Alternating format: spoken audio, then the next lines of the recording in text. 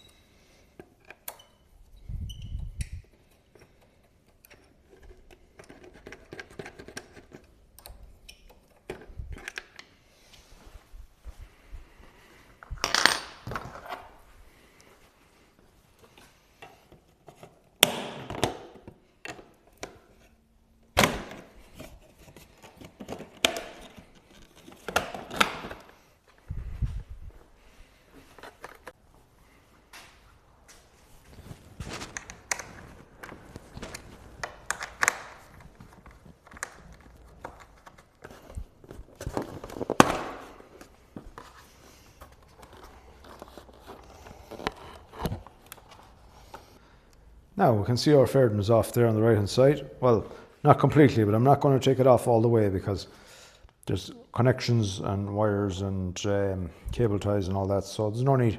You can see down there our radiator cap. We have clear access to it now. So just a quick note on the fairings there and getting access to the radiator cap. We can look in here, let's just get in there. We can see the radiator cap there, and this panel here on the inside, there's a strip down here. It is separate from the outer fairing here, so that will come off. But if you're tempted to try and take that off without taking off the fairing, it is a bit of a nightmare because you have a number of screws screwing it in from the inside that are very awkward to get at. So I don't recommend just trying to remove that plastic panel. Your quickest way is to take off the fairing here on the right hand side, just a screw up here and one here, is it? Yeah. And remove them, a couple of screws, and take off this panel here first when you take off your seat, and then this will pop out. You can see inside the panel I'm talking about down there. That is screwed in there with a number of screws, so very awkward to get at, nearly impossible to get at without taking out this. So that's your handiest route to go. So there are 3 points at which we're going to drain the fluid. The first being on the water pump here. There's a series of bolts holding in the water pump, but if you look at this one here at the bottom on the right hand side, if you look for the one with the copper washer on it, that's the one you need to drain the fluid from. So I'll start by opening him, and I got my tray underneath, catch the fluid.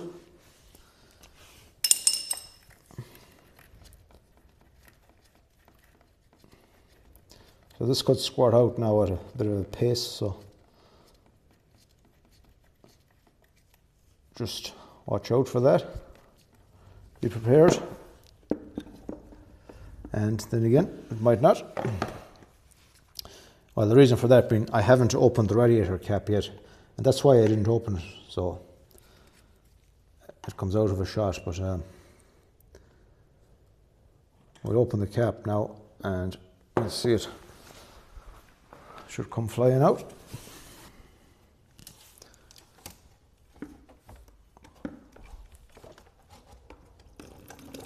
There we have it. As soon as we take the cap off, the fluid will start to drain. So if you don't want it to splash out when you take out the bolt, leave the radiator cap on and then remove it when you have the bolt out. It might be handier.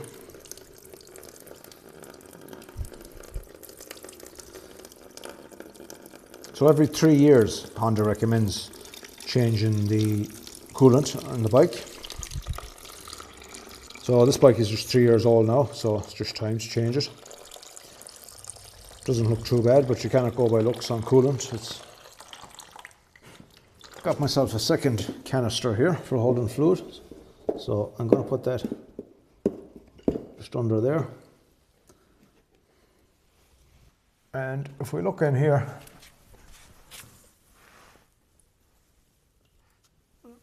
see if I can get to it now.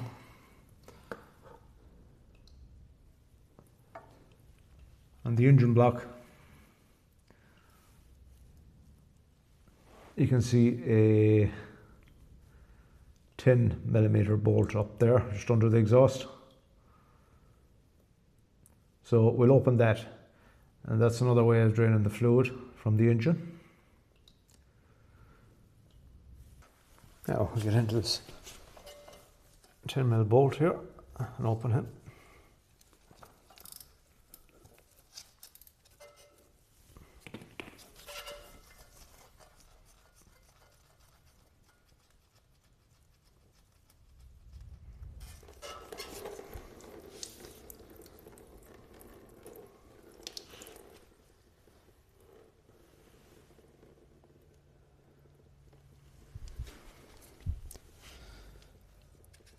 There's a copper washer on each of them bolts.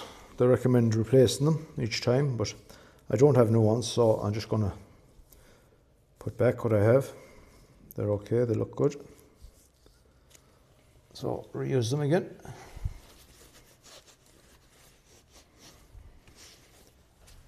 So the third place we're going to drain the fluid is the reservoir tank, of course. So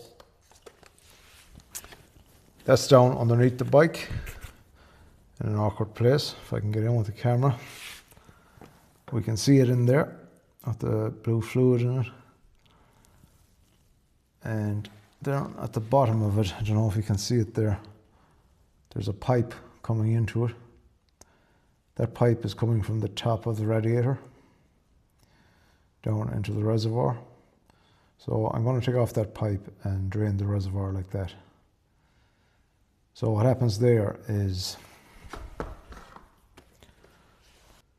so the reservoir tank or expansion bottle, whatever you want to call it, is there for the fluid when it expands. When the bike heats up, when the engine warms up, and the fluid will expand, of course, so it needs somewhere to go. So it pushes it back into the reservoir tank. So you notice if you ever look at the reservoir tank, when the bike is warm, when it's heated up, the fluid level will have risen up. And that's the reason why. And when the bike cools down again, then that by vacuum, that fluid will go back to the radiator and into the engine again. So that's how it works. So we're going to drain the reservoir now, and then we're going to flush it out, flush out the engine and flush out the reservoir tank before we put new fluid back into it again. So there's the hose, you can see it, that we're going to drain the fluid. I'm going to try and get at them with long nose pliers.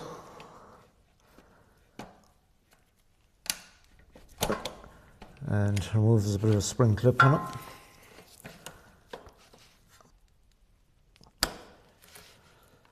There we have it off.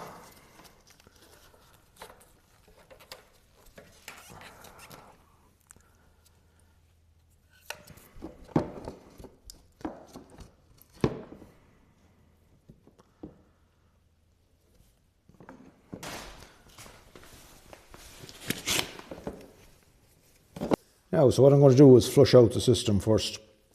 In flushing out the system, you're supposed to use distilled water. It's purified water, and the minerals are taken out of it, so it won't cause contamination of build up of scale and corrosion. So that's why they recommend distilled water, but I don't have any distilled water, so I'm just going to use a bit of the new fluid to flush it out. And I'm going to start with the reservoir here. Let's take the cover off, the cap off, and I have a little funnel here and a pipe. So I'll just put a small drop in it to rinse it out.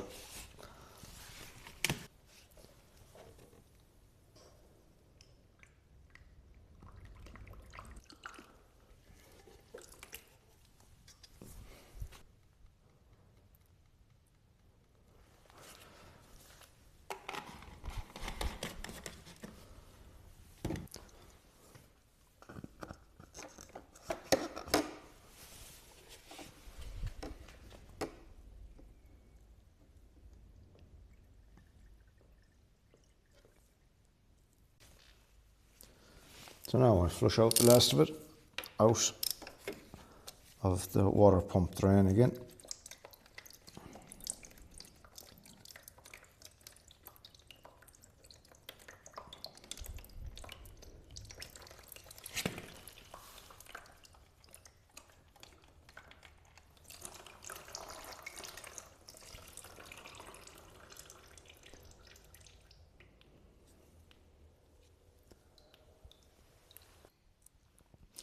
So we'll let it drain there for a few minutes, and then we'll tighten up all our bolts and we can fill it up with fresh fluid.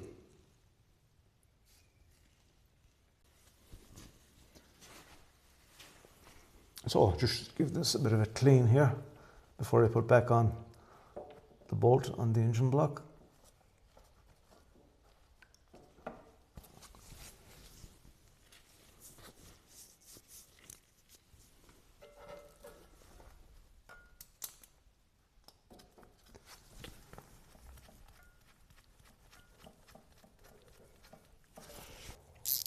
Now this particular bolt is torqued to 12 Newton meters, or 9 pounds-feet.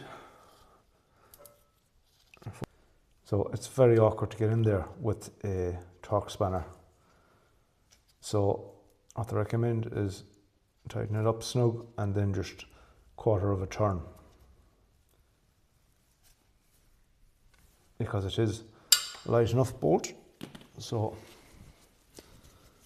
hopefully that will do the job.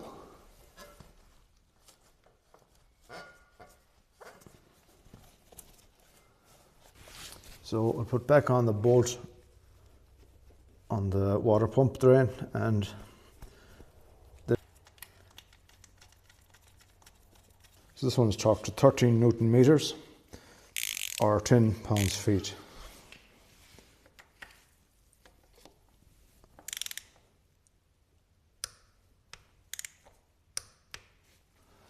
That's it.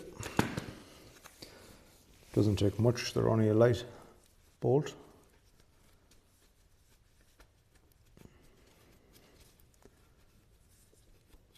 So hopefully we'll have no issues with leaks, because I don't have new washers, but it's easy to check, see if there's a leak there anyways.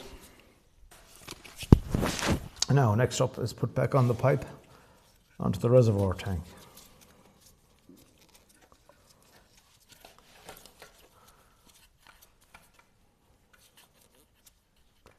Not the easiest to get into, but if you have a long nose pliers, it's probably the best bet.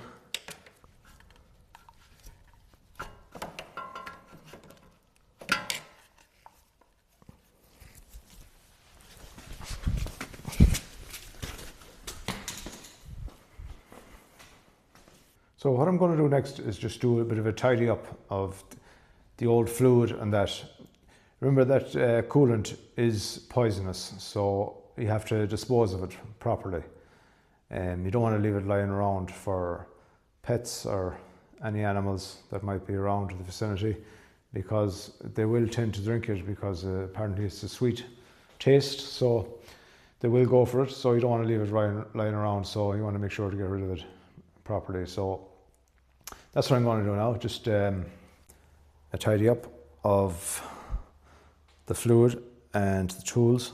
And then what I'll do then is I'm going to take the bike, push it outside and just wash off any old coolant that is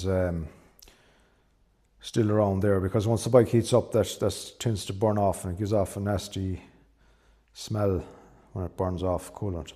So I'm going to hose it down with water first, and then I'm going to what we do is top up the radiator. You fill the radiator with fluid and then start the engine and let it warm up for a few minutes and let the air out of it. Leave the radiator cap off and let the air out of it that way. And when it warms up, it'll find its own level once the air is out of it, and put on the cap, and then you can top up the reservoir tank then to the upper level, just to the upper level. You don't want to go past that because you need to leave room for expansion. So we'll get on with that now.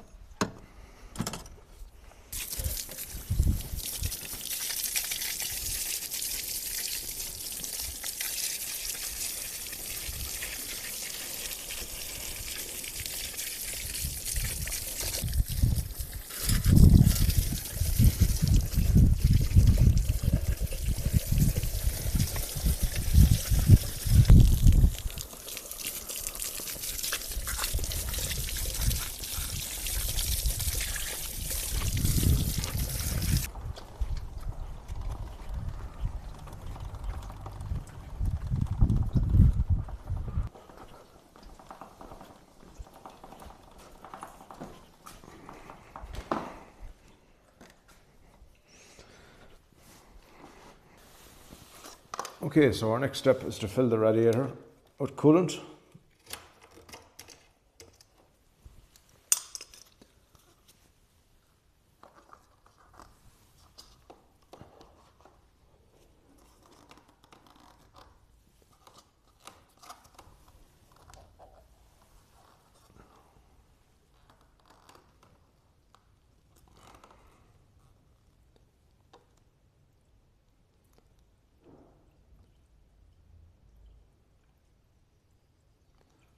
we can fill it nice and steady, give a chance for the air to come out.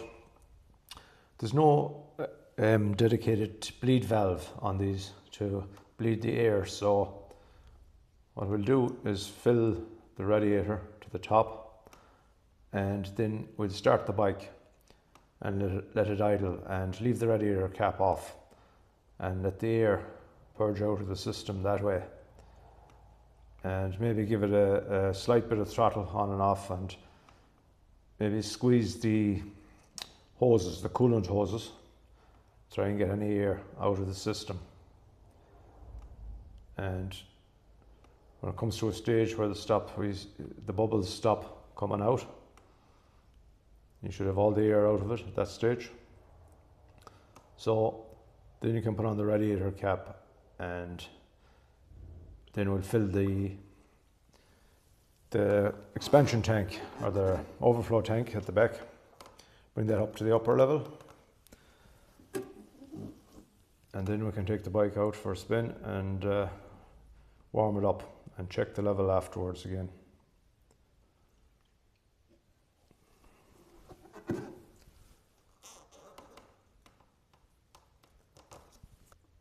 .32 litres of coolant is what the Honda manual says. So I have almost 1 litre put in here now.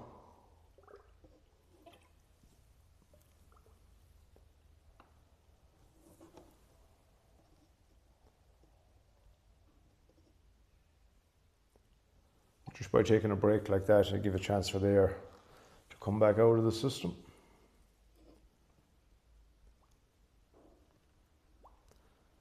You can see the bubbles coming up there.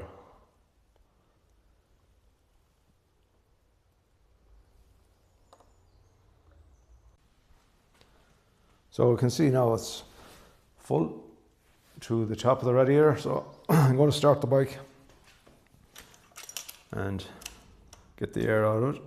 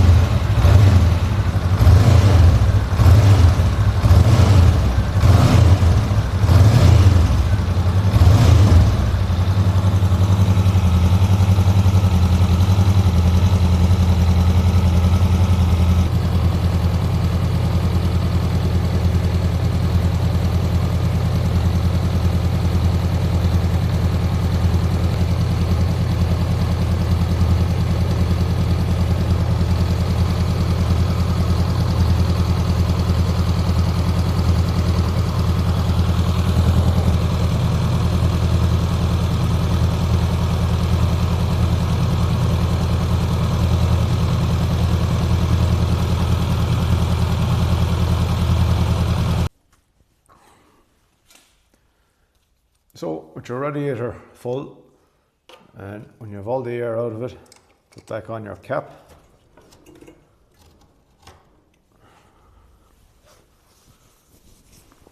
And now we'll fill up the reservoir. So the filler for the reservoir is just in here on the left hand side of the bike, just over the gear linkage. We'll top that up to the upper mark.